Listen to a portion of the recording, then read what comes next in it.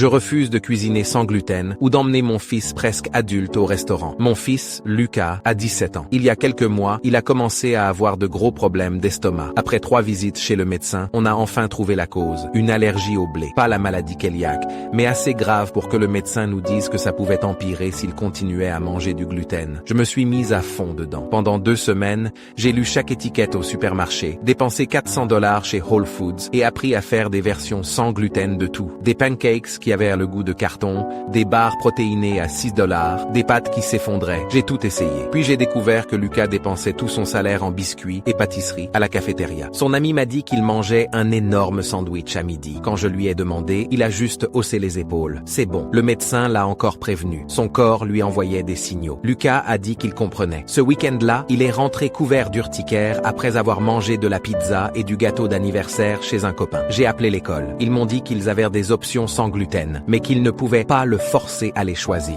Il a 17 ans. Ils ne vont pas le surveiller comme un gamin. Mardi dernier, j'ai fait du poulet et du riz sans gluten pour le dîner. Il a pris 2 bouchées, puis plus tard, je l'ai surpris en train de manger 4 tranches de pain normal avec du beurre de cacahuète. Je lui ai rappelé que c'était ce pain qui le rendait malade. Il a dit qu'il savait, mais que le pain sans gluten avait un goût dégueu. Vendredi, ma belle-mère a apporté des cookies normaux. Je lui ai dit que Lucas ne pouvait pas en manger. Elle a répondu « Oh, un seul, ça ne fera pas de mal ». Lucas en a mangé 6. Il a passé 1 heure dans la salle de bain ce soir-là. Dimanche, on est sorti dîner. J'ai choisi un restaurant avec un vrai menu sans gluten. Lucas a accepté un burger sans gluten à $26 avec des frites, alors que les plats des autres coûtaient $15. Quand les assiettes sont arrivées, il a mangé 3 frites, puis il a attrapé un petit pain du panier, une bouchée du sandwich de son père et un peu des pâtes de sa grand-mère. Elle a juste souri et dit « C'est un grand garçon ». Sur le chemin du retour, la voiture empestait. Lucas se tenait le ventre, jurant qu'il n'avait rien mangé avec du blé, jusqu'à ce que son petit frère le dénonce. Il a fini par avouer et voulait sécher les cours le lendemain parce qu'il avait mal au ventre. J'ai dit non. C'est là que je lui ai annoncé que j'en avais fini. Plus de cuisine sans gluten, plus de courses spéciales, plus de repas hors de prix. S'il voulait continuer à manger normalement, je n'allais pas gaspiller mon temps ni mon argent. Il m'a traité d'injuste. Je lui ai répondu qu'il était presque adulte et qu'il faisait ses propres choix, donc qu'il pouvait aussi gérer les conséquences tout seul. J'ai arrêté d'acheter des snacks sans gluten et de préparer des repas séparés. La semaine suivante, on est ressorti. Je lui ai commandé le plat le moins cher. Il a râlé parce qu'il y avait du gluten. J'ai dit, je sais. Quand il m'a demandé pourquoi je ne lui prenais pas l'option sans gluten, je lui ai dit que ça ne servait à rien puisqu'il allait en manger quand même. Il n'a pas touché à son assiette. Lucas n'a pas dîné à la maison depuis 4 jours.